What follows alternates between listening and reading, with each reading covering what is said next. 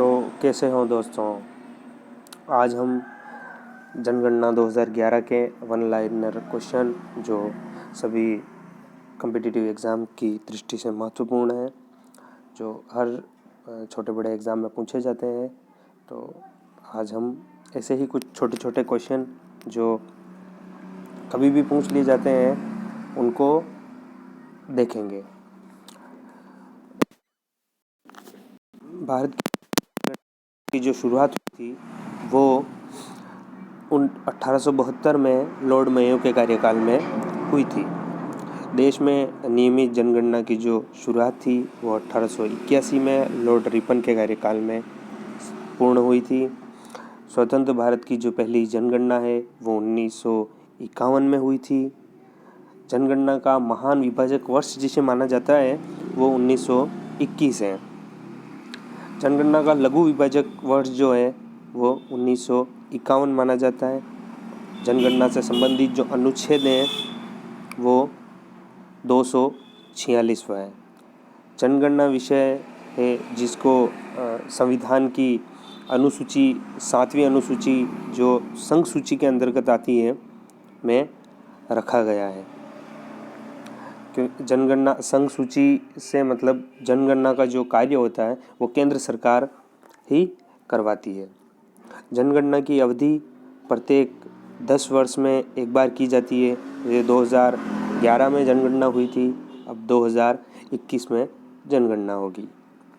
जनसंख्या का अध्ययन डेमोग्राफी या जनांकिकी कहलाता है।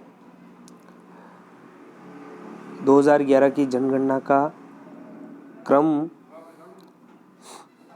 2011 की जनगणना का जो क्रम है वो देश की 15वीं तथा स्वतंत्र भारत की 7वीं जनगणना थी।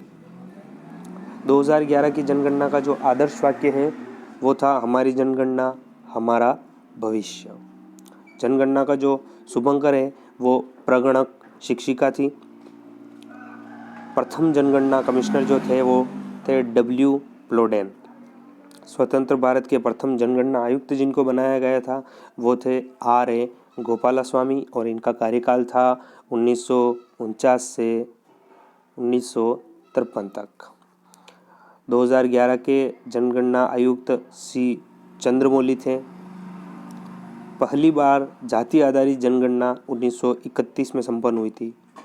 विश्व जनसंख्या दिवस ये सबसे महत्वपूर्ण है जो महत्वपूर्ण दिवस में पूछ लिया जाता है।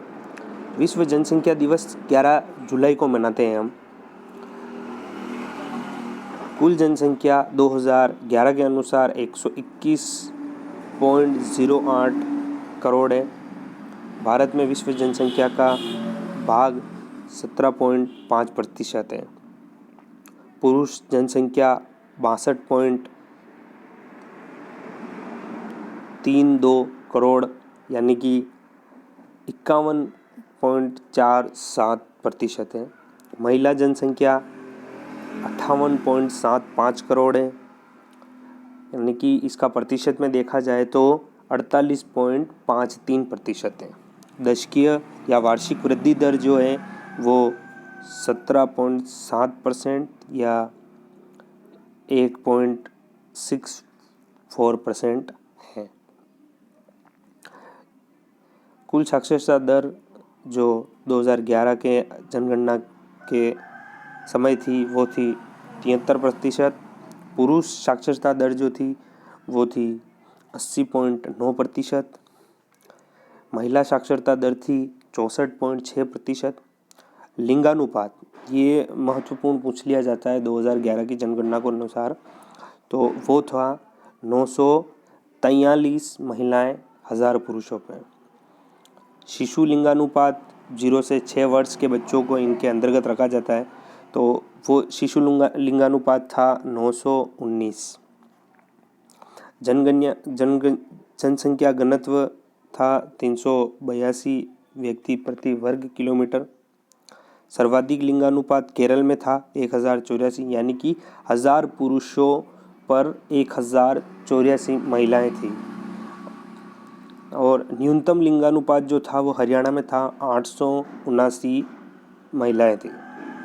सर्वाधिक केंद्र शासित लिंगानुपात पुदुचेरी में था, जिसको पांडिचेरी भी कहते हैं। न्यूनतम केंद्र शासित लिंगानुपात दमन व दीव में था।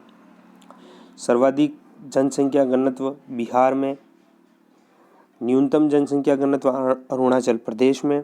सर्वाधिक केंद्र शासित जनघनत्व दिल्ली में था। न्यूनतम केंद्र शासित जनघनत्व अंडमान निकोबार में।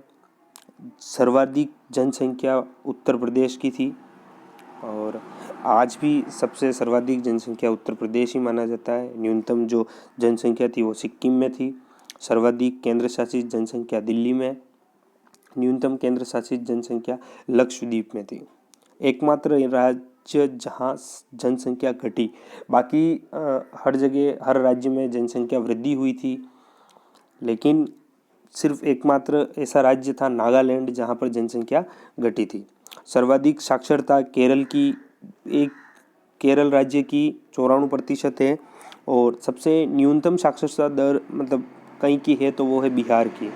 महिला साक्षरता दर भी वहीं की है और सबसे सर्वाधिक केंद्र शासित साक्षरता जहाँ की है वो है लक्षद्वीप। न्यूनतम केंद्र शासित प्रदेश जो है साक्षरता में वो दादर नागर हवेली है। अधिक जनसंख्या वाला जिला ठाणे जो महाराष्ट्र में है। कम जनसंख्या वाला जो जिला है वो दिबांग घाटी अरुणाचल प्रदेश में। सबसे ज़्यादा जिलों वाला जो राज्य है वो उत्तर प्रदेश है। आई होप आपको ये जानकारी अच्छी लगी होगी, तो आप हमारे चैनल को सब्सक्राइब करें, लाइक करें, कमेंट करें और सभी के साथ शेयर करें ताकि ये जानकारी और आने वाले जो कॉम्पिटिटिव एग्ज़ाम है उसके बारे में जो यहाँ से जो प्रश्न बनते हैं उनको पढ़कर आप अच्छी तैयारी कर सकें। धन्यवाद।